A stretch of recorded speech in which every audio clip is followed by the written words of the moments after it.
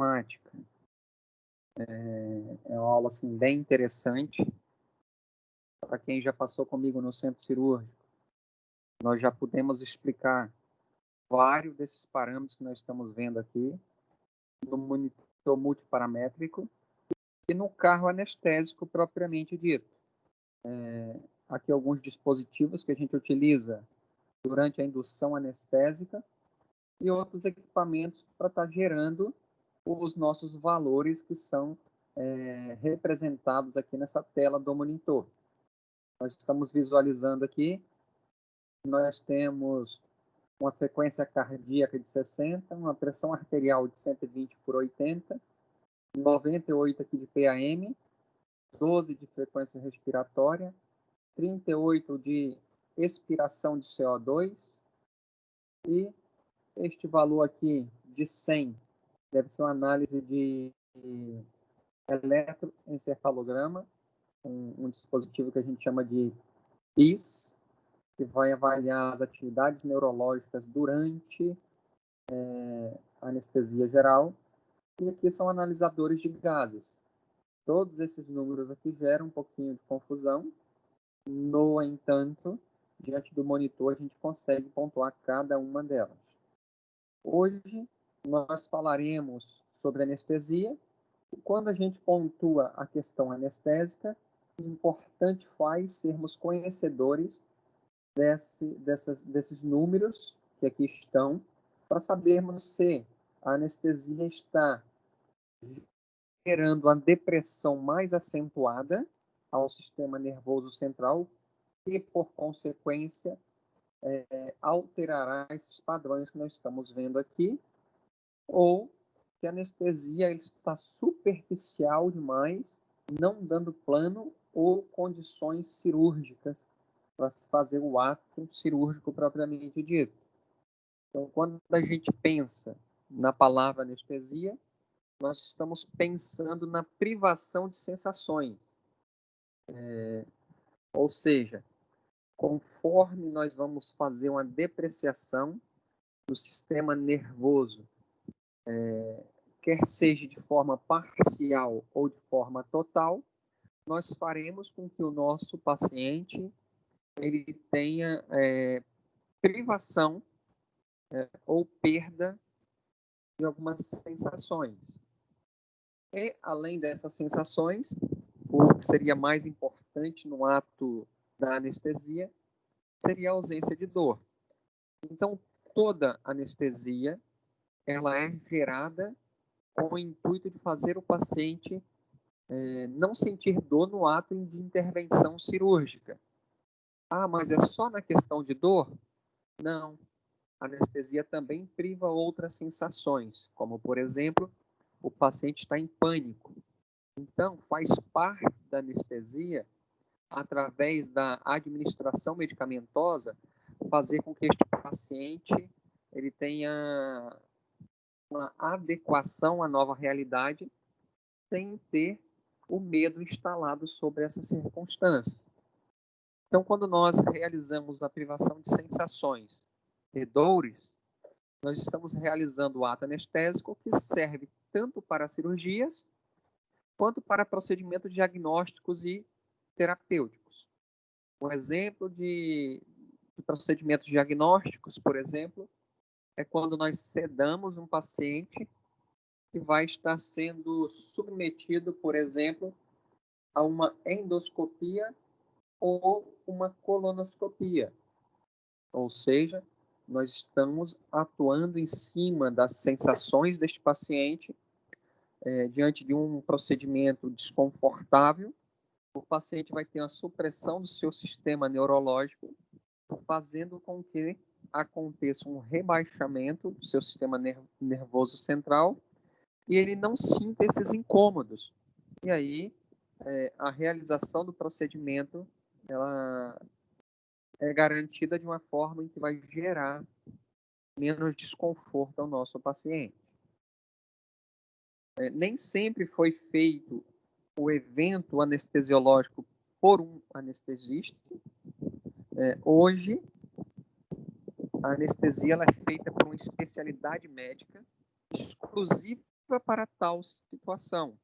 Eu peguei algum tempo na minha vida profissional onde o ginecologista anestesiava, o ginecologista fazia cesárea e o mesmo ainda dava os cuidados no recém-nascido. Isso não gera nada de segurança no evento cirúrgico. Hoje, quando nós temos este profissional especializado em executar os eventos anestésicos, ele fica exclusivo para essa situação, anestesiar o paciente.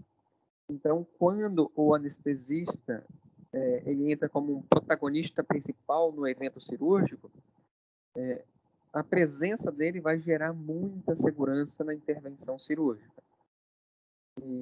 E cada vez mais, essa figura tão importante que é o anestesiologista, ele vem tomando assim um papel muito importante. Ele não atua somente no ato da administração da anestesia propriamente dito. As meninas que já passaram comigo no centro cirúrgico já visualizaram alguns anestesistas fazendo uma anestesia raquidiana, até visualizaram, por exemplo, a anestesia geral. Mas eles não estão limitados mais só a este evento. Hoje, quando se fala da especialidade de anestesia, ele começa a interagir com o seu paciente no período pré-operatório. Atua no período transoperatório e no pós-operatório também. Qual o objetivo de se atuar nessas fases? Quando ele atua no período pré-operatório, ele está conhecendo o seu paciente, ele está fazendo um diagnóstico situacional da realidade em que ele será inserido diante de um paciente, para prover recursos e materiais específicos para gerar segurança a este paciente. O que o professor está falando? Vamos pensar aqui que na visita pré-operatória, eu vou pedir simplesmente para o meu paciente colocar a língua para fora e abrir a cavidade oral. Qual é o objetivo deste procedimento? Visualizar estruturas da cavidade oral para determinar se o paciente possui ou não dificuldade de intubação orotraqueal. Então, onde eu vou levantar esses dados específicos para gerar uma segurança acentuada no meu paciente? Visita pré-operatória. Foi o que nós pontuamos na semana passada quando falamos sobre fatores de risco. O transoperatório é anestesia propriamente dita. Durante a cirurgia, nós vamos visualizar que o anestesista, ele meio que ele faz oscilar os parâmetros do paciente. Oscilar de que forma? Se a pressão está muito alta, ele faz ela baixar. Se ela está muito baixa, ele faz ela aumentar.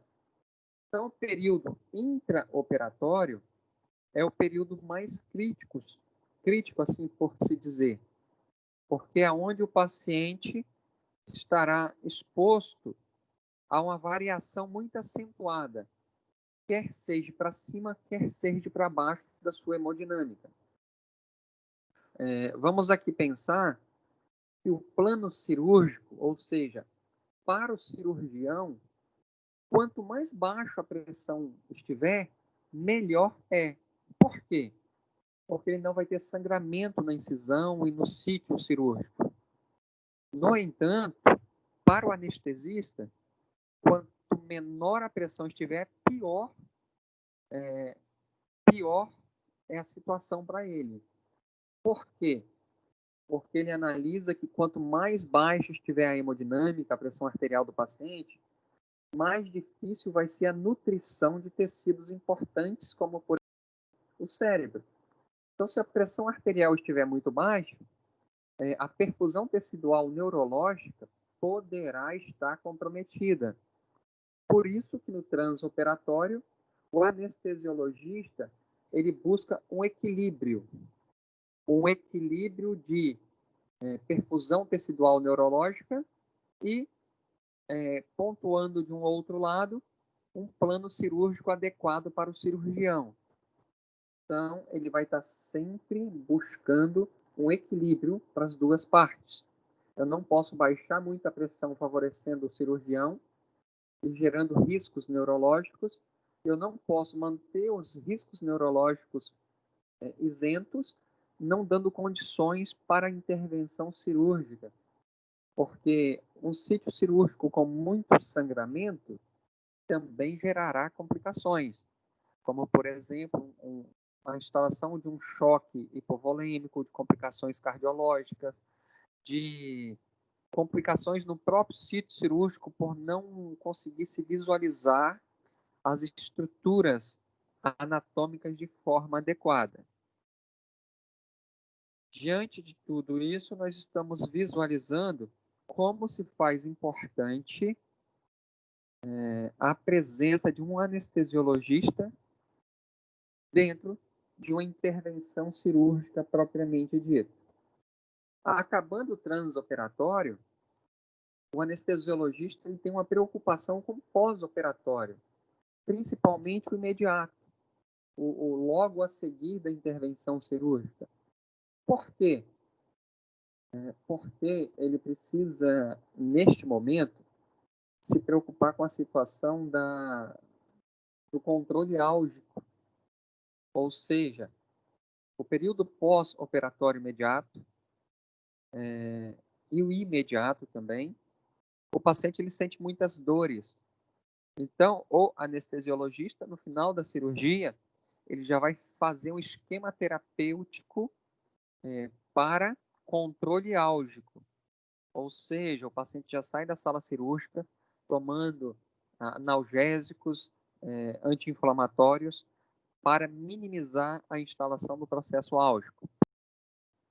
Porque se nós analisarmos nossa aula passada, para se fazer uma cirurgia, nós vamos fazer diérese, exerese, hemostasia, sutura, síntese. Todos esses processos acontecem mediante o corte de estruturas. E muitas das vezes nós cortamos vasos sanguíneos, pensando que esses vasos sanguíneos foram cauterizados com bisturi elétrico, uma pressão arterial baixa. Se este paciente entrar num cenário de crise álgica, o que vai acontecer quando tem instalação das crises álgicas? Liberação de catecolaminas, taquicardia. A taquicardia vai resultar numa elevação da pressão.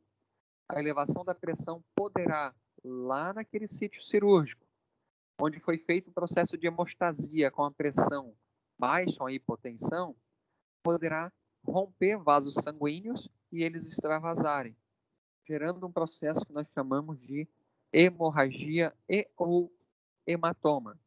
E aí o meu paciente pode entrar num cenário complicador de um choque hipovolêmico. Então, a ação deste profissional chamado anestesiologista, ela é de muito valia em todas as fases do procedimento cirúrgico, na sua inserção em pré-operatório, transoperatório, intraoperatório e pós-operatório. O objetivo da anestesia propriamente dita, a gente fala que ele tem 3 objetivos principais: suprimir a sensibilidade dolorosa do paciente durante todo o procedimento cirúrgico. É muito desconfortante realizar cirurgia em alguém sentindo dor, tanto para o paciente quanto para alguns cirurgiões. Promover relaxamento muscular. O relaxamento muscular gera segurança na intervenção cirúrgica. Já pensou você fazendo a cirurgia no rim, o paciente se mexendo? Você poderia cortar estruturas não permitíveis, né? Então, o relaxamento muscular é um fator primordial também. E, por último, inconsciência. Eu coloquei em sequência, está até errado aí, mas quando a gente fala em consciência, ele é um fator variável. De que forma?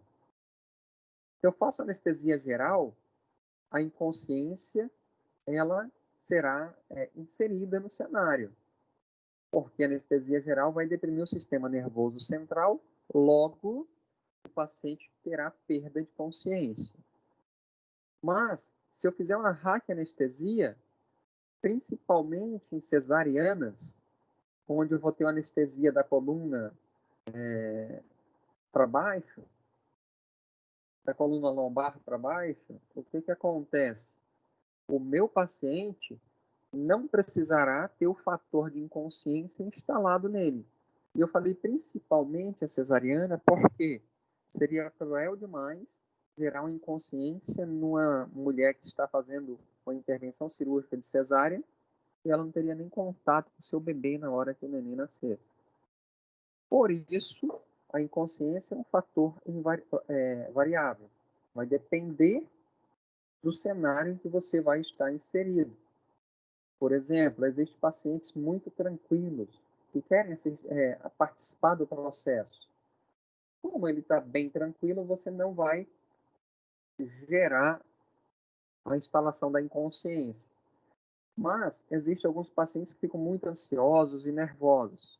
Desta forma, precisará administrar alguns benzodiazepínicos para fazer com que o paciente durma. Quando ele dorme, ele perde a consciência, mas claro que ele vai dormir por uma ação medicamentosa. E aí entra aquela escala que eu sempre peço para vocês estudarem, que é a escala de Hansen. A escala de Hansen é uma escala que ela vai pontuar o nível de sedação em que o seu paciente se encontra. Geralmente, na discursiva de prova, eu faço a seguinte pergunta: como que a aplicabilidade da escala de Hansen vai determinar os cuidados em uma sala de recuperação pós-anestésica? Simples. A escala de Hansen ela é categorizada em seis numeradores, onde o primeiro, o número 1, o paciente está da mesma forma que saiu de casa, não tomou nada de medicação, ele está nervoso, ansioso, pouco colaborativo. O número 2, já acontece a administração de uma medicação para sedar um pouco o paciente. Ele já sai desse cenário de nervoso, ansioso, ele já passa a ficar comunicativo. O número 3, ele é sedado um pouco mais, o número 4 mais, o número 5, assim, gradativamente, ele vai ficando mais sedado. Quanto mais sedado, maior vai ser o grau de inconsciência instalado. Quanto mais eu cedo um paciente, mais eu vou deprimir as funções do sistema nervoso central, mais eu estarei deprimindo a ação dos reflexos protetores espontâneos, ou seja, o paciente não vai conseguir tossir, ele vai engasgar, ele não vai conseguir mexer os braços, porque não vai ter força, vai estar bem sonolento. Então, a escala de Hansen ela vai determinar o grau em que o meu paciente está sedado, e como eu sou conhecedor no grau que ele está sedado, eu vou traçar as minhas formas de assistência na RPA. Se ele estiver, por exemplo, com Hansen 6, ele vai estar com a sedação muito profunda. Com certeza eu vou ter que separar uma cânula de Guedel para ele lá na sala de recuperação pós-anestésica. Então, a escala de Hansen ela vai determinar se o meu paciente precisa de muito ou pouco cuidado, baseado no grau de sedação que ele se encontra.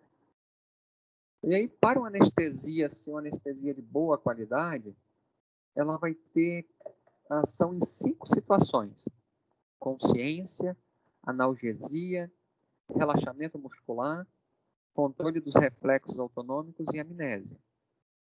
Todos esses 5 elementos vai me dar umas condições ideais de atuação para os cirurgiões. Claro que sempre mantendo a estabilidade da hemodinâmica do meu paciente. Hemodinâmica, hemo vem de sangue, dinâmica vem de movimentação. Então, nós somos sábios o suficiente para saber que quando eu tenho uma depressão do sistema nervoso central, logo eu vou deprimir o bulbo, e o bulbo ele é responsável pelo controle cardiorrespiratório. Pensando na hemodinâmica, Quando eu perco a ação bulbar de forma parcial, ele perde a capacidade de gerar controle do tônus vascular. Então, a anestesia geral faz o quê? Vasodilatação difusa, tanto das veias quanto das artérias. Se eu tenho uma vasodilatação das veias, eu tenho complicação no retorno venoso. Se eu tenho nas artérias, complicação na manutenção de uma pressão arterial suficiente para nutrir os tecidos. Então, se a pressão não está boa, ela não vai nutrir os tecidos, não gerando o processo de difusão para as células. Como que vai ser feito o processo de escolha da execução do ato anestesiológico propriamente dito? Exemplo, tipo e duração do procedimento vai influenciar na técnica escolhida pelo anestesista? Com certeza. Por exemplo, se um paciente vai passar 10, 12 horas em um procedimento cirúrgico, possivelmente ele já vai ser entubado, porque nenhuma anestesia daria tanto tempo para executar a intervenção cirúrgica. A participação do próprio paciente poderá influenciar na escolha da anestesia? Sim. Existe um colega da gente que ele fez uma prótese em uma cidade que não é em Linhares, e esta prótese infectou. E ele veio para a nossa equipe. Ele passou por 34 procedimentos cirúrgicos. Dentro desses 34 procedimentos cirúrgicos, ele passou pela mão de 6 anestesiologistas. E dentro desses 6 anestesiologistas, existe um que anestesia uma perna só. Todos os outros anestesiam as 2 pernas. Ele anestesia uma perna só.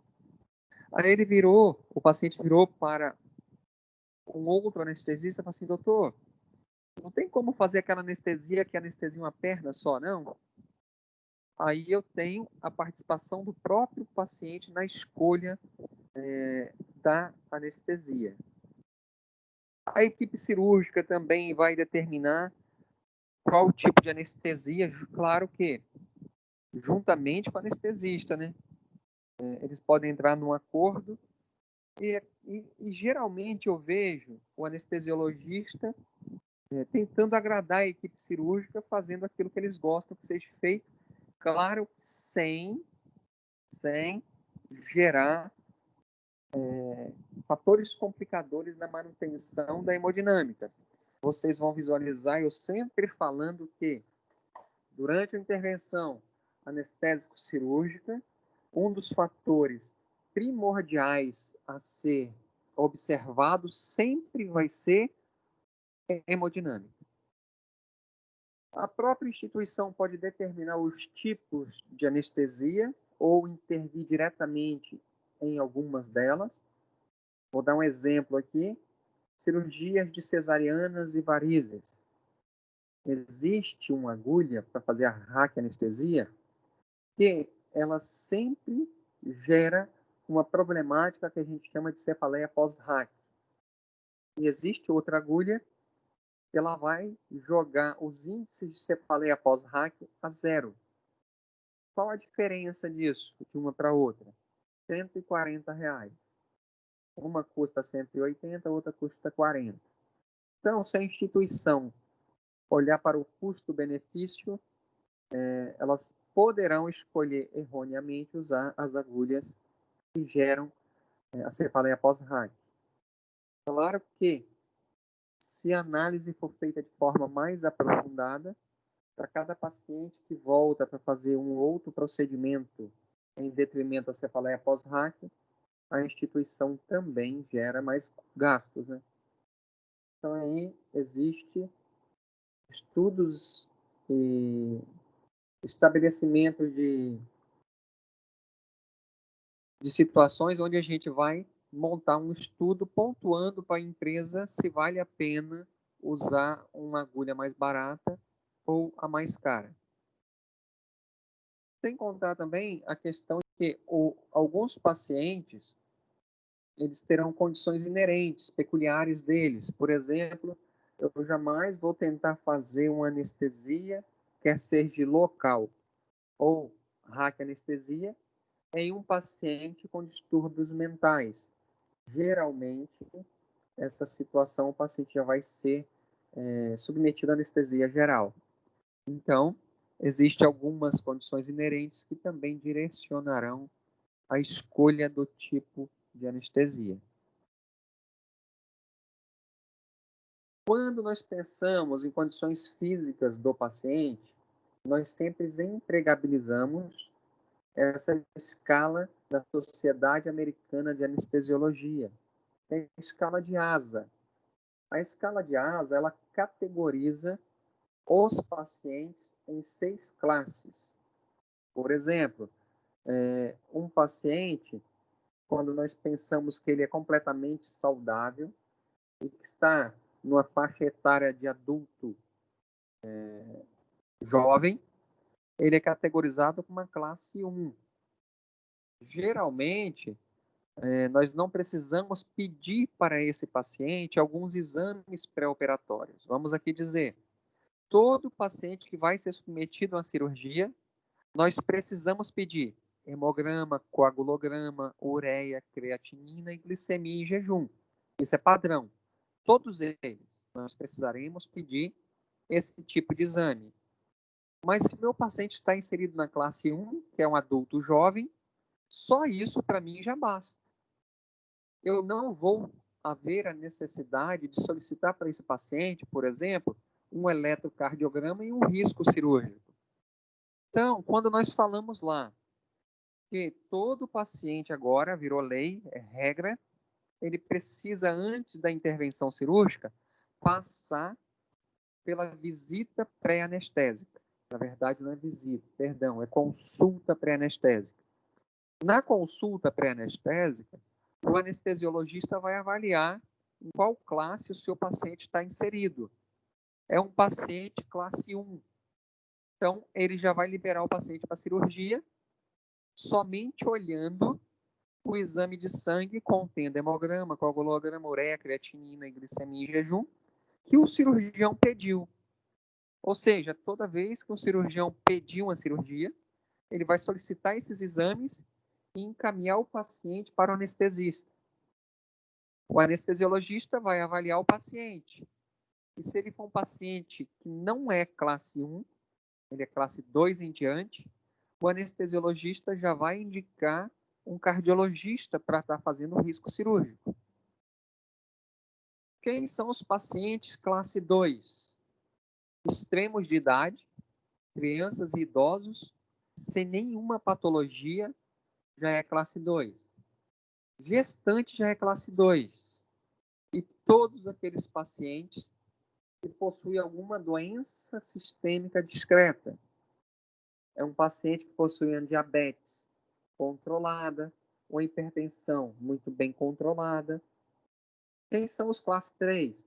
Os mesmos pacientes que possuem uma doença sistêmica grave, uma diabetes ou hipertensão não controlada, já se categoriza com classe 3. Quem são os classe 4? Alguma doença sistêmica incapacitante. Vamos pensar aqui em alguém. Vamos pensar em alguém que teve um acidente vascular encefálico e está acamado. Ele está incapaz. Vamos pensar em alguém que teve um acidente vascular encefálico, mas ele continua andando de forma limitada. Ele é classe 3. Ele possui uma doença sistêmica grave que limitou, mas não gerou incapacidade. Se o acidente vascular encefálico colocou o paciente acamado, ele não está limitado, ele está incapacitado. Então, ele é categorizado como classe 4. Mesma coisa se nós pensarmos para um infarto agudo do miocárdio. O paciente já infartou, mas no momento ele está tranquilo. Então, ele é classe 3, ele tem uma doença sistêmica grave, ele teve um infarto e este infarto está cicatrizado. Se ele é um paciente que não está tendo um infarto agora e ele precisa fazer uma intervenção cirúrgica, então ele se categoriza com classe 4. Ele está incapaz no momento de algo. O paciente moribundo é aquele que tem pouca probabilidade de sobreviver. Se você executar cirurgia nele ou não executar, basicamente vai ser o mesmo resultado. Claro que sempre vai ser executada a cirurgia. Mas, mesmo fazendo a cirurgia, o seu paciente tem pouca possibilidade de manter a vida. E o classe 6 é o paciente com morte cerebral.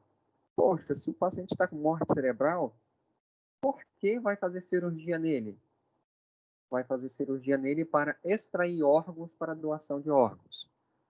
E todas essas classes poderão ter a palavrinha "é" inserida nele. Só para ter um exemplo. Paciente adulto jovem, classe 1, com fratura exposta de fêmur. Ele é um classe 1 com a siglinha "é", que é a cirurgia de emergência. Então, todas as classes podem ter uma subclassificação de "é", que significa um cenário que precisa de uma atuação emergencial. Comentamos aí sobre a escala de ASA, América Sociedade de Anestesiologia, Sociedade Americana de Anestesiologistas. Bem, pontuamos que existe uma escala para a gente observar os nossos pacientes, pontuamos a figura do anestesiologista e falamos da importância dele, pontuamos a importância e os pilares que vão gerar aí o processo anestésico propriamente dito, de anestesia, o que a anestesia faz no ser humano, e pontuamos também a questão da hemodinâmica. E agora nós falaremos sobre os tipos de anestesia. São várias, tá? Anestesia geral. A anestesia geral vai atuar a nível neurológico. Nós vamos gerar depreciação neurológica. O cérebro vai entrar numa situação de supressão das suas atividades neuronais, fazendo com que todo o corpo entre em um cenário onde ele não consegue captar os estímulos externos. Entre eles, o estímulo álgico. Ele não vai sentir dor. A ausência de dor, anestesia. Nós temos anestesias regionais, é a peridural, a raquidiana e o bloqueio de plexos nervosos. Essas vão anestesiar regiões do corpo humano, não atuando a nível neurológico, a não ser que aconteça algum erro de técnica. Existe anestesia combinada, coloquei geral e regional. Por exemplo, a gente pode começar a anestesia para fazer a inserção de prótese de silicone. Nós poderemos iniciar com a peridural, que é esse tipo de anestesia faixas de dermátomos. Dermátomos são sensores que nós temos na nossa pele que captam estímulos dolorosos. Então, por exemplo, eu vou anestesiar aí a faixa da torácica, aonde estão inseridos os dermátomos responsáveis por captação de estímulo da região onde estão inseridos os seios. Então, eu começo com a peridural, só que ela não é suficiente para gerar todo o tempo anestésico para a cirurgia propriamente dita. E aí, no meio do procedimento, eu converto essa anestesia para anestesia geral. Então, quando eu tenho associação de dois tipos de anestesia, dá-se o nome de anestesia combinada. E, por último, anestesia local. O objetivo das anestesias regionais ou local ela vai gerar a obstrução dos canais de sódio ativo dependentes. Ou seja, o estímulo elétrico ele se propaga através dos axônios e através da sinapse de um axônio para o outro. Se eu bloqueio os canais de sódio que faz essa propagação, logo esse estímulo elétrico ele não tem a sua continuidade. É a instalação propriamente dita da ação anestésica. A anestesia geral, a gente pontua que ela é um estado de inconsciência reversível, ou seja, você vai fazer anestesia, o organismo vai metabolizar esses agentes, vai superficializar o evento anestésico, e aí o paciente acorda. Então, ele acorda por quê? Porque a ação medicamentosa ela é reversível. Reversível através de medicações ou reversível através da metabolização dos fármacos pelo nosso organismo.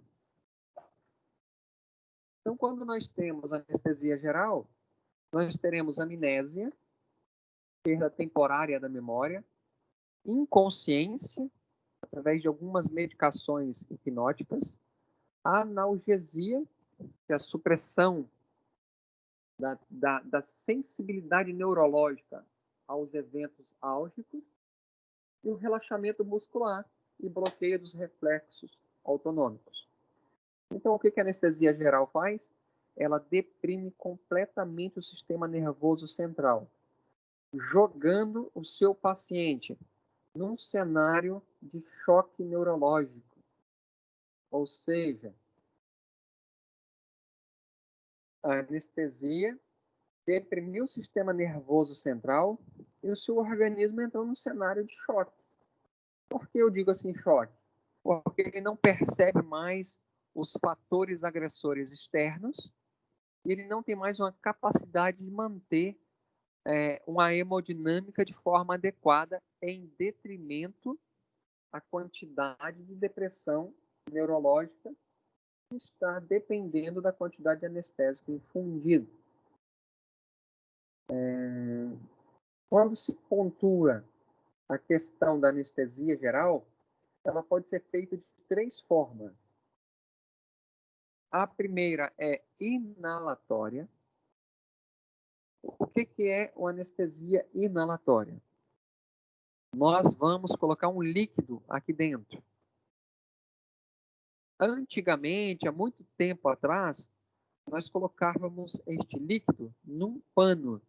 Levávamos esse pano ao nariz do paciente e ele aspirava aquele líquido, aquele vapor, e o paciente entrava num cenário de torpor. Ele desmaiava. Este líquido, antigamente, era chamado de éter. Então, cheirar éter gera anestesia, tá, gente?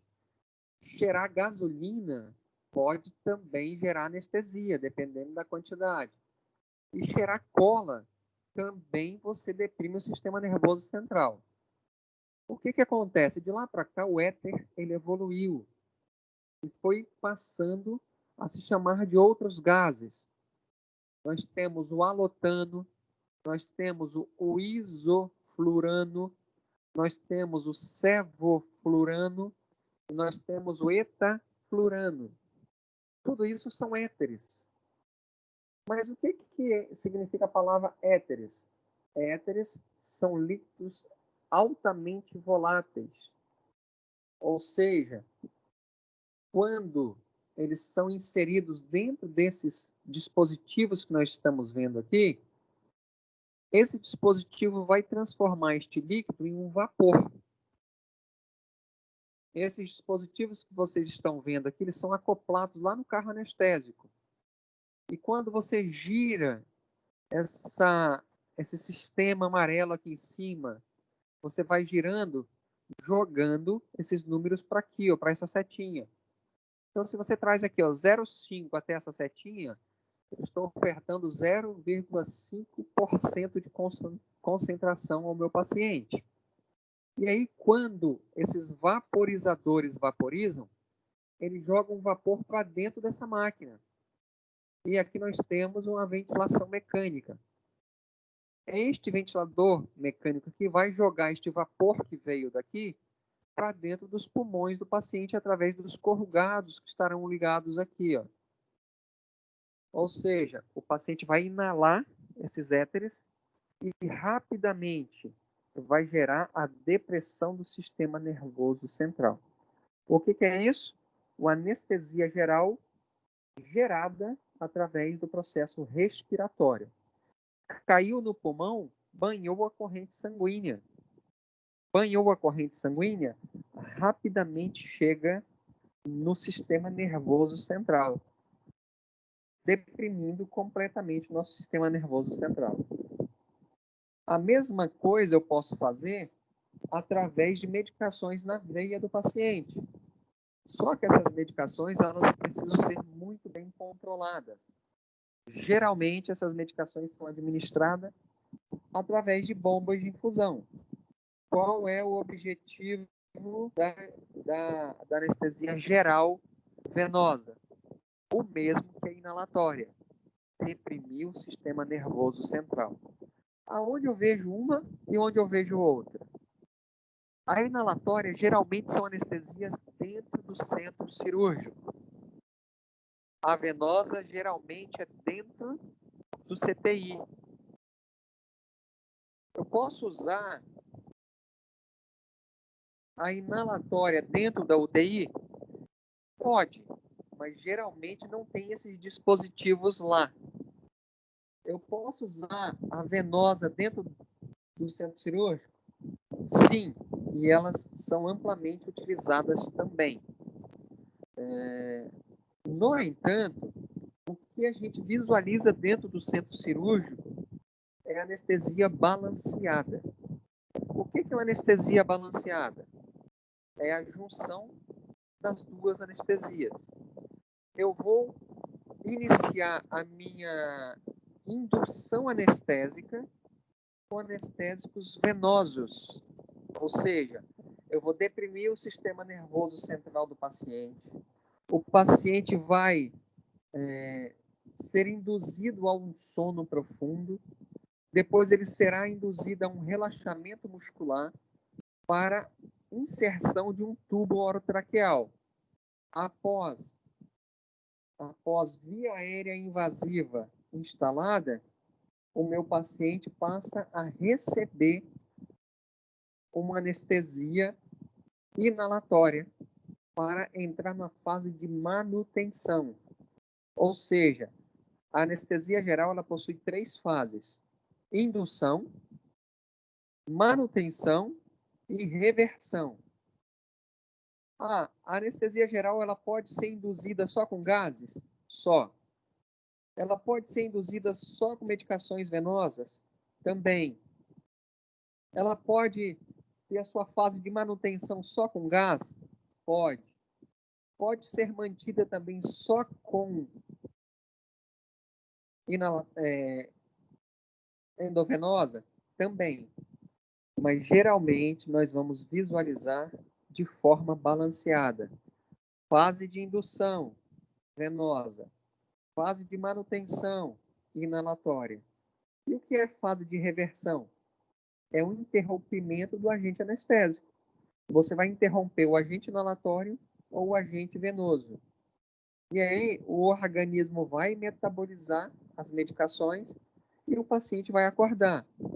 Se eu quiser fazer com que este paciente acorde de forma rápida, para um paciente acordar de forma rápida, eu vou fazer os antagonistas. O que são antagonistas? São medicações que vão trabalhar de forma contrária ao agente que está fazendo a sedação profunda. Vai cortar o efeito dos opiáceos, dos benzodiazepínicos, dos relaxantes musculares, e aí eu vou fazer com que o meu paciente acorde de forma mais rápida. Então, nós pontuamos aqui ó, a fase de indução, é a fase do início da anestesia, e vai até a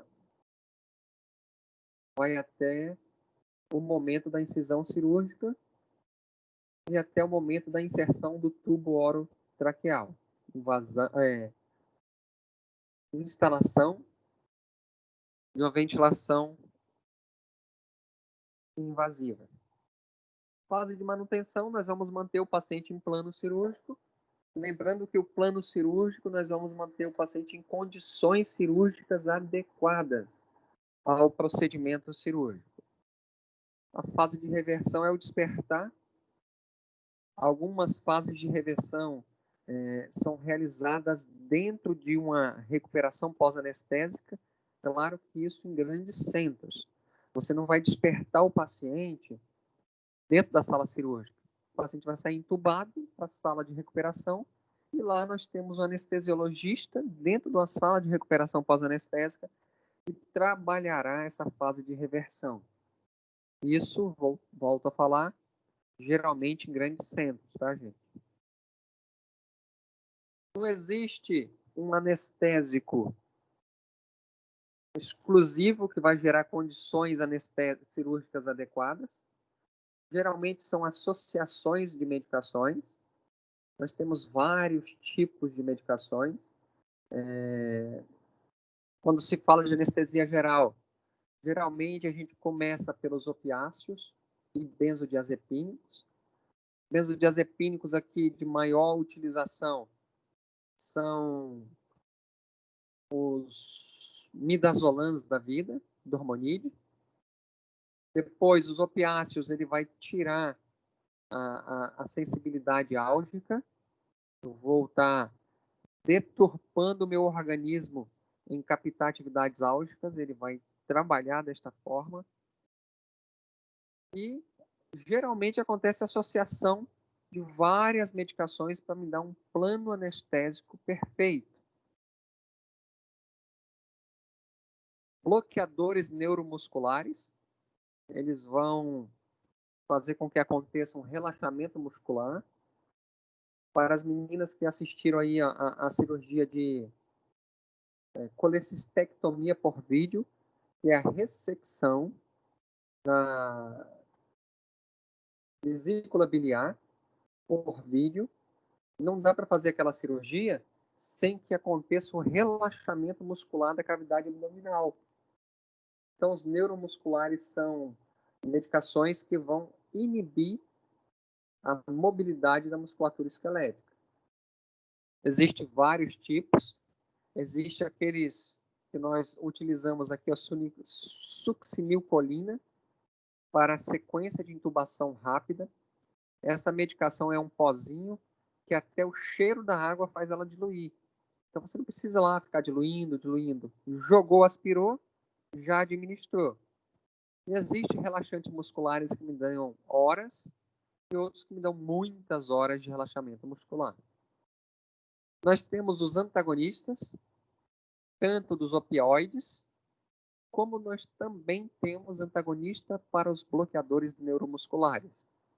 E os adjuvantes. Quando a gente fala de adjuvantes, são medicações que a gente utiliza no decorrer da anestesia para evitar, por exemplo, vômito, dor, elevação de pressão.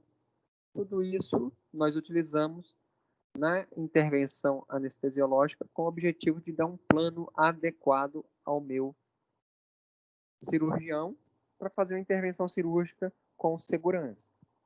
E aí, eu pontuei efeitos residuais prolongados. Para as meninas que já passaram no centro cirúrgico, elas observaram o quanto de medicação é utilizada para se fazer uma anestesia e dar condições cirúrgicas para um paciente. Então, é de se esperar que aconteça um prolongado efeito residual dessa medicação no organismo do paciente. E, geralmente, isso acontece lá na minha sala de recuperação pós-anestésica.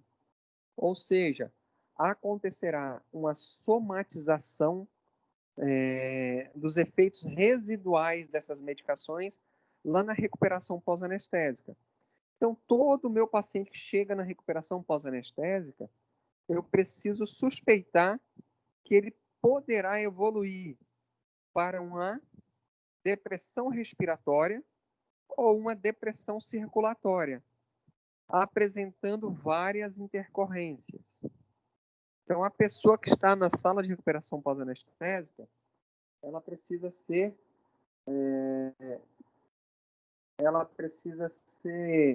bem instruída para evitar a instalação de eventos depressores que geram morte. Terminamos de pontuar a anestesia geral e agora nós temos as regionais. As regionais nada mais é do que você jogar anestésico ao redor das terminações nervosas. Então, existe alguns anestésicos que, dependendo do local onde ele é inserido, ele recebe um tipo de nome. Por exemplo, nós estamos vendo aqui uma agulha. Essa agulha aqui, ela tem o nome de estimuloplex.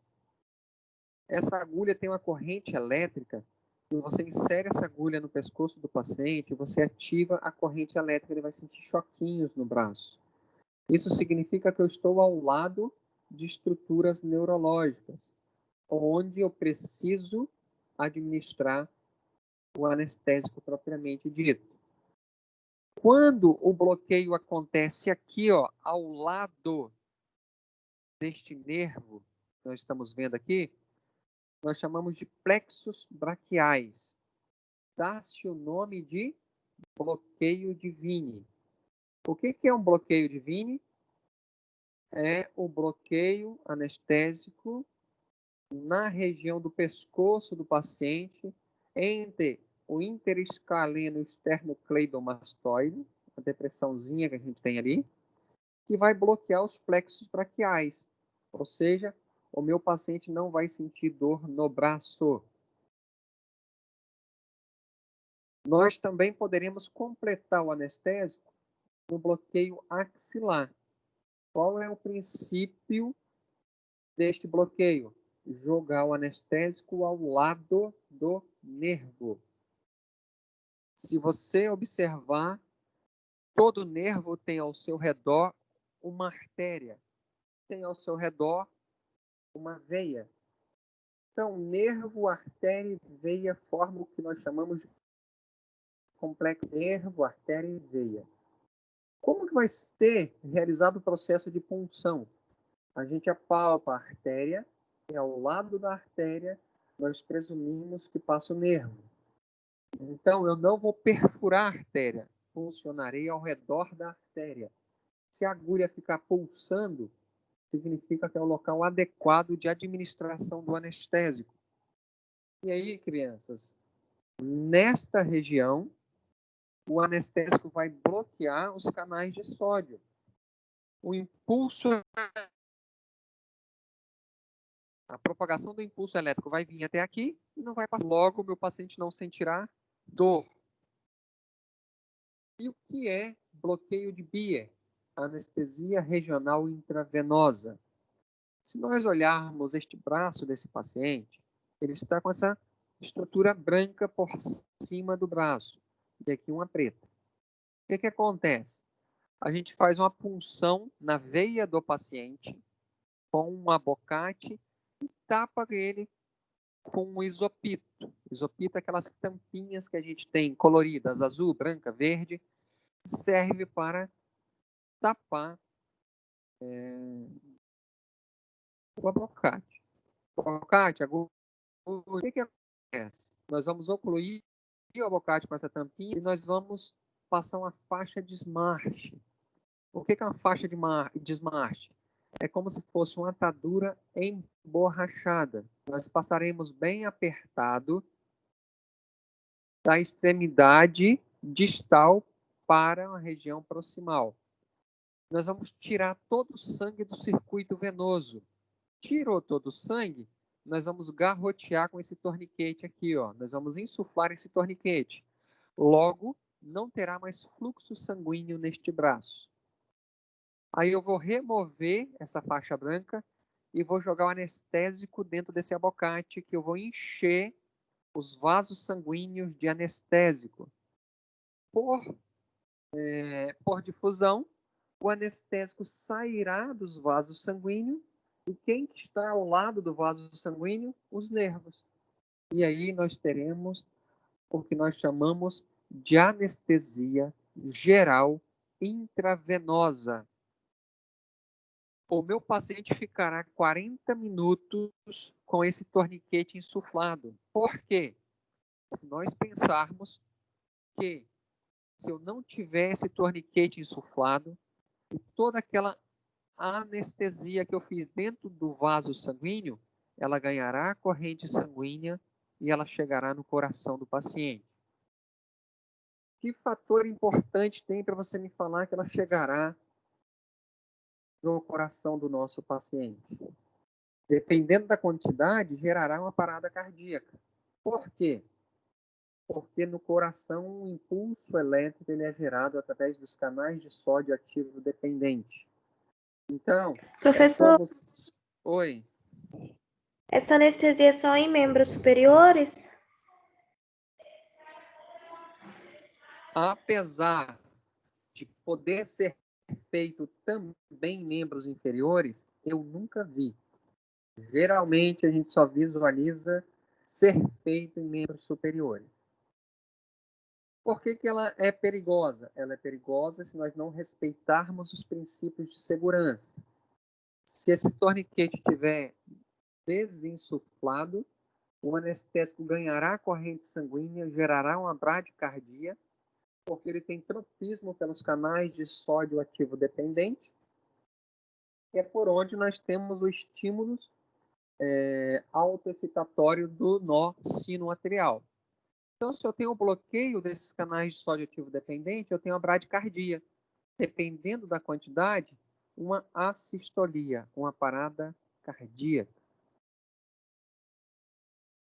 E por último, nós falaremos. Professor, Oi. eu não entendi a utilidade dessa faixa de Smart aí, no caso dessa anestesia. É Laura que está falando? Eu Veja bem, Laura. mesmo. Essa faixa de Smart, deixa eu buscar aqui na internet ela para eu sinalizar para você melhor.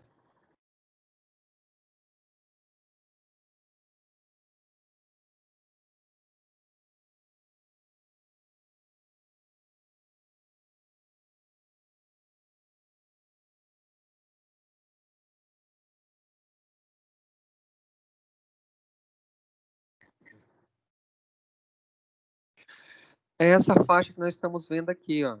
Existem vários tamanhos. Vocês estão vendo aqui meio apagadinho.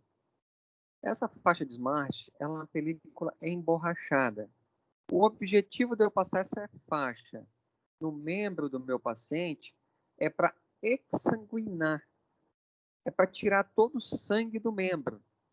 Então, eu vou esvaziar o circuito vascular. Eu vou tirar o sangue tanto arterial quanto venoso do membro do paciente.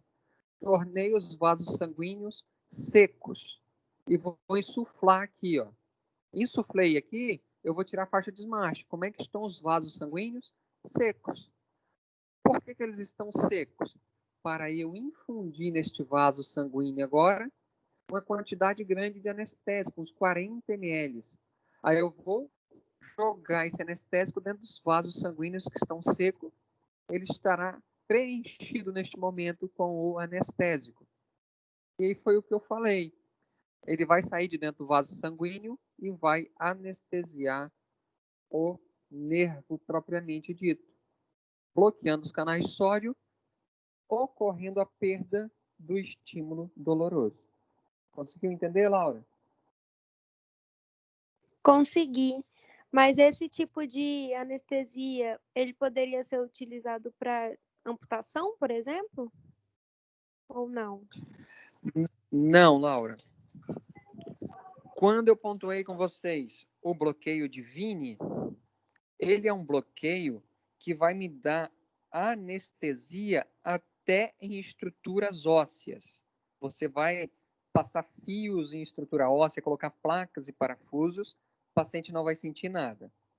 Quando a gente utiliza o bloqueio de Beer, ele geralmente me dá um plano anestésico perfeito para realizar a cirurgia em estruturas de partes moles.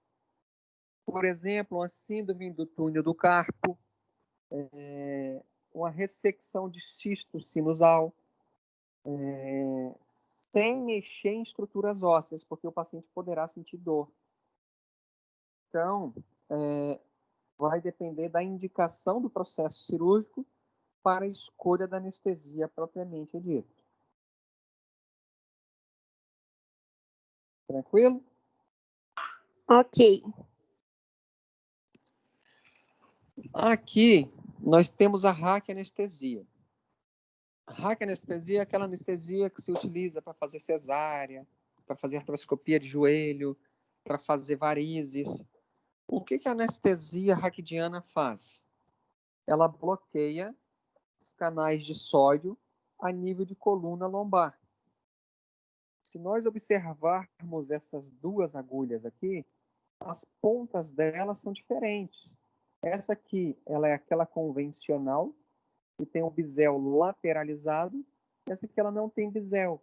É como se fosse uma ponta de lápis, e o nome dela genérico é agulha, ponta de lápis.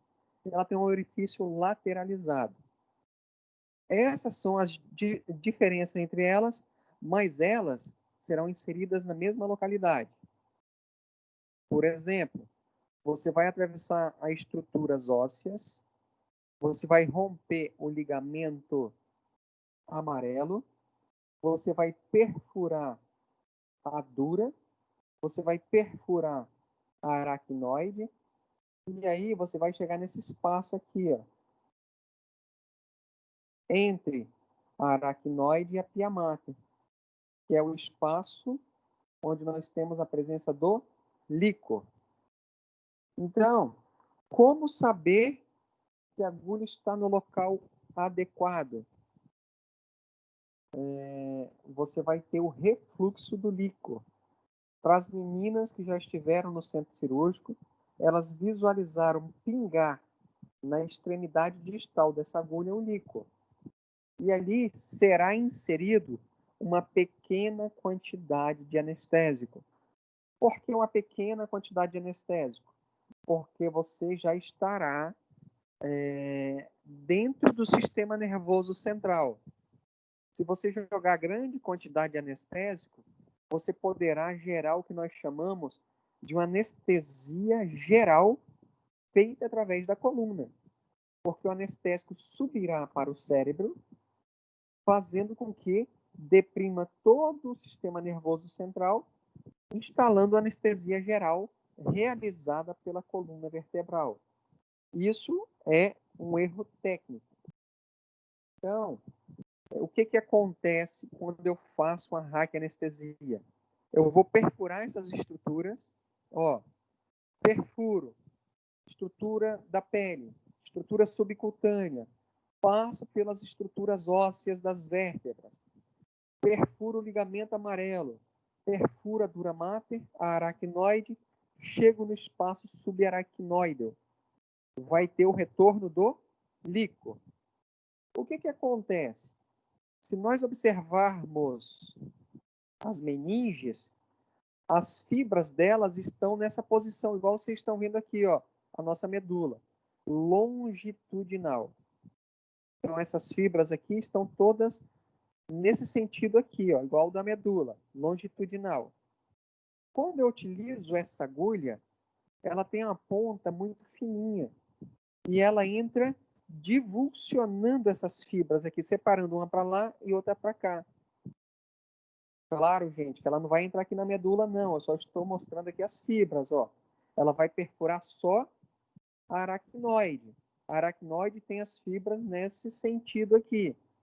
Então, ela vai separar delicadamente. Então, quando eu retiro a agulha, o processo inflamatório gerado por essa divulsão delicada pode não ser perceptível pelo organismo. E aquele orifício fica vazando. Aí vai vazar líquor para dentro do espaço que nós temos aqui, ó, entre a aracnoide e a dura mater. O que acontece quando vaza líquor? Começa a diminuir a quantidade de líquor lá no cérebro. Para que serve o líquor? Para proteger a estrutura encefálica, proteger de atritos e uma coisa muito importante, manter o cérebro num nível adequado de localização. Quando eu perco o líquor, o cérebro abaixa e se apoia na calota craniana. Qual a importância disso? Isso gera muita cefaleia. O nome dessa intercorrência, dessa complicação da raquianestesia, cefaleia pós-raque. Mas por que dá dor de cabeça? Dá dor de cabeça porque o paciente perdeu líquor? Não. Porque quando se perde o líquor, o cérebro ele abaixa. Quando ele abaixa, a pia mater vem com ele. A pia mater traz a aracnoide traz a dura. A dura mater é a única membrana cerebral altamente inervada. Ela vai tracionar os vasos sanguíneos, que são estruturas ricas em terminações neurológicas. Então, quando eu traciono os vasos sanguíneos que estão localizados junto com a dura, eu tenho a cefaleia pós-raque. Por que eu tenho atração? Porque eu tenho pouco líquor. Então, é nítido. O paciente sentou ou ficou em pé, ele vai sentir muita cefaleia, muito intensa. Quando ele deita, a cefaleia passa. Então, o que precisa ser feito para esse paciente parar de sentir a cefaleia? É feito o seguinte: vamos pensar que a raquianestesia foi puncionada nessa região aqui onde está a setinha. Furou a dura, furou a aracnoide. Agora eu vou fazer uma peridural. Eu vou trazer uma agulha até aqui, do lado de fora da dura, e vou jogar sangue aqui dentro. O que o sangue vai fazer? Ocluir o orifício. Ocluindo o orifício, eu tenho o tamponamento desse orifício. Instantaneamente, o paciente para de sentir a cefaleia. E essa agulhinha aqui do lado? Essa agulha aqui do lado é a agulha ponta de lápis. Essa agulha aqui, ela trouxe a zero os índices de cefaleia pós-raque. Porque quando ela chega aqui na aracnoide, ela rompe agressivamente as fibras, gerando um processo inflamatório acentuado. E o próprio organismo vai fechar este orifício através desse processo inflamatório instalado. Então, pessoal, o que a raquianestesia é? Ela é uma anestesia gerada pela administração de anestésico dentro do espaço subaracnoide, o espaço onde há líquor. Qual é o sinal indicativo de que eu estou no local correto? O retorno do líquor através dessas agulhas. Qual a complicação da raquianestesia? Cefaleia pós-raque. Então, gravem isso, tá, gente? Espaço onde é administrada anestesia subaracnoide. Indicativos de que eu estou no local correto. Retorno licórico. Quantidade de anestésico que eu administro. Pouco, porque eu já estou dentro do sistema nervoso central. Complicações da raquianestesia. Cefaleia pós-raque. A raquianestesia, eu vou anestesiar do local de inserção do anestésico para baixo. Eu vou anestesiar. Se eu fiz anestesia aqui, daqui para baixo, tudo estará anestesiado. Diferente da peridural. A peridural são anestesias feitas por agulhas mais calibrosas. Lembram daquela agulha 40x12, aquela rosinha? Aquela agulha, o tamanho dela é 12 Gauger. Aqui nós temos uma agulha de 16 Gauger ou de 18 Gauger, bem mais grossa. Aonde essa agulha vai ser inserida? Depois que a gente fizer um anestésico na pele, a gente começa a inserir essa agulha. Essa agulha vai atravessar a pele, estruturas ósseas, ela vai romper o ligamento amarelo. Professor, o que é ligamento amarelo? Pelo amor de Deus, não podia ser roxo, rosa. O ligamento amarelo é um ligamento de revestimento do forame vertebral. Pense em uma vértebra colada uma em cima da outra. Dentro das vértebras, dentro desse forame, existe um ligamento de revestimento. Debaixo deste ligamento de revestimento, intimamente ligado a ele, nós já temos a dura mater. Então, não existe espaço entre o ligamento amarelo e a dura mater. O espaço que existe é virtual. Vai criar ele, mas ele não existe. Então, a agulha vai passar pele, subcutâneo, músculos, vai passar estruturas aponeuróticas e ósseas. Aí eu vou perfurar o ligamento amarelo. Você realmente vai escutar um barulho assim, ó, toque.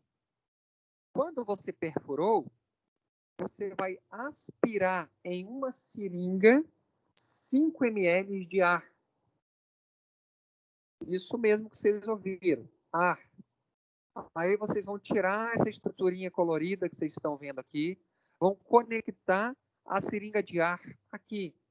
Se você estiver no espaço virtual chamado espaço epidural, realmente o que vai acontecer? Você vai jogar o ar e você não vai ter resistência, o ar vai entrar aqui para dentro. Vamos pensar que você ouviu um barulho, você conectou a seringa com ar e apertou, a seringa não vai, você não tem perda da resistência. Aí você vai empurrar a agulha um pouquinho mais e vai apertando a seringa, um pouquinho mais, aperta a seringa, e de repente a seringa vai. Onde você chegou? No espaço virtual entre o ligamento amarelo e a dura mater. Este espaço você vai jogar grandes quantidades de anestésico, de 20 a 40 ml. Entenda o seguinte, quando você joga de 20 a 40 ml de anestésico no espaço virtual aqui, você vai comprimir estruturas. E as estruturas aqui vai retornar o líquido para o cérebro. Então, é normal que enquanto nós realizamos esse tipo de anestesia, o paciente vai sentir uma dor intensa na região occipital, vai sentir uma cefaleia intensa, porque eu estou tendo um aumento da pressão intracraniana, porque eu estou infundindo uma quantidade de anestésico num espaço que não existia, ele era virtual. E aí, onde esse anestésico é jogado? Extra dura, aqui, ó. Então, o anestésico ele vai banhar esses ramos de nervos que estão se projetando aqui, ó. Então, a anestesia ela vai ficar retida somente nessa faixa de dermátomo que esses dois nervos estão inervando. Não vai pegar os lá de cima, não vai pegar os aqui de baixo. Vai pegar somente essa região. Então, vamos pensar que se eu anestesiar aqui, eu vou anestesiar somente lá no pescoço. Se eu anestesio aqui, eu vou anestesiar os seios de uma mulher que vai fazer uma cirurgia plástica de mamoplastia. E fica limitado só a essa faixa de dermátomo. Não vai anestesiar, por exemplo, a pelve que está sendo inervada por aqui. Então, a anestesia raquidiana, eu vou anestesiar do local de inserção para baixo tudo. A anestesia peridural, eu vou anestesiar somente essa faixa de dermátomo localizada. Então, quando nós abordamos a peridural, nós vamos administrá-la em um espaço virtual localizado entre o ligamento amarelo e a dura mater. Vou ofertar uma grande quantidade de anestésico. O local indicativo de que está no local correto é a perda da resistência do ar. O ar consegue adentrar. E qual a complicação? A complicação, ela vem através de uma falha técnica e ela se chama RAC total. Espera aí. Anestesia peridural gera o que nós chamamos de RAC total? Sim. O que é a RAC total? Vamos pensar no seguinte. A ponta dessa agulha, e eu falei para vocês que o ligamento amarelo ele é intimamente ligado à dura mater, e a dura mater ela é muito próxima da aracnoide. Vamos pensar que a ponta dessa agulha veio e perfurou aqui, ó. Perfurou a dura mater. E quem é que está intimamente ligado à dura? A aracnoide. Perfurou a aracnoide também. Só que só foi a pontinha da agulha. Não extravasou líquido para dentro da agulha. E eu ejetei o ar e não teve perda da resistência. Então, estou no local correto, só que eu fiz uma perfuração na dura e na aracnoide. Joguei 40 ml de anestésico. Retirei a agulha. Essa pressão exercida por esta medicação agora, depois que eu retirei a agulha, vai extravasar para dentro do líquor. Vamos pensar que 40 ml que foi jogado aqui, 18 passou por este orifício e entrou em contato com o líquor, subiu para o cérebro, gerou uma anestesia neurológica central. Ou seja, eu deprimi o meu sistema nervoso central, uma grande quantidade de anestésico que era para banhar os gânglios, os nervos aqui, está banhando o cérebro. O que vai acontecer com o meu paciente? Ele vai ter uma depressão neurológica tamanha, ele não vai conseguir respirar e o paciente vai entrar na anestesia geral. Em 20 anos de profissão, eu só vi isso acontecer uma única vez. Uma cirurgia plástica, aconteceu isso, o paciente entrou num cenário de coma, gerado pela anestesia na coluna, e o anestesista teve que entubar essa paciente e colocou na ventilação mecânica. Mas espera aí, ele precisou fazer mais algum gás halogenado ou alguma anestesia geral endovenosa? Não. A anestesia já tinha sido feita via neurológica através de uma punção na coluna lombar. As horas foram passando, o cirurgião foi ficando desconfortável, o anestesista falando, tá tudo bem, tá tudo bem. Passaram-se 6 horas, tá tudo bem, e o cirurgião cada vez mais nervoso. 8 horas de evento cirúrgico, já não tinha mais clima naquela sala. A paciente deu um sinal espontâneo de vida. Ela voltou a respirar.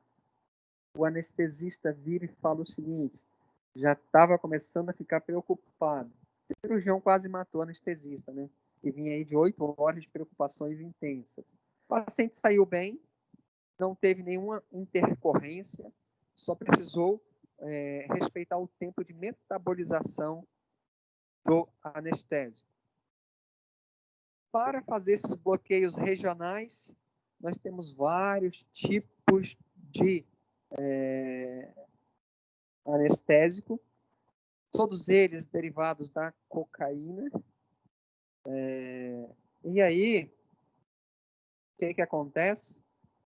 Nós podemos usar vários dessas medicações, combinar vários delas, existe elas com vasoconstrictores ou sem vasoconstricção. Quando nós falamos de vasoconstrictores, são anestésicos que vão fazer com que a anestesia perdure mais tempo. Por quê? Esses vasoconstrictores vão fazer uma vasoconstricção, logo, o anestésico demorará a ser absorvido, gerando a sua ação anestésica por um tempo mais prolongado. E nós poderemos também usar opioides dentro da anestesia. O opioide vai me dar aí 24 horas de analgesia. Lembrando que quando passa o efeito da anestesia, instantaneamente o meu paciente terá o processo de dor restabelecido. Quando eu associo opioides na anestesia, eu tenho 24 horas garantia de ausência de dor. E, inesperadamente, a aula acabou. Prof, Deixa eu o que... Opa, Deixa eu parar a gravação aqui, aí você me faz suas perguntas. tá bom. Vai que é uma pergunta que eu não saiba responder, né? Ah, até parece.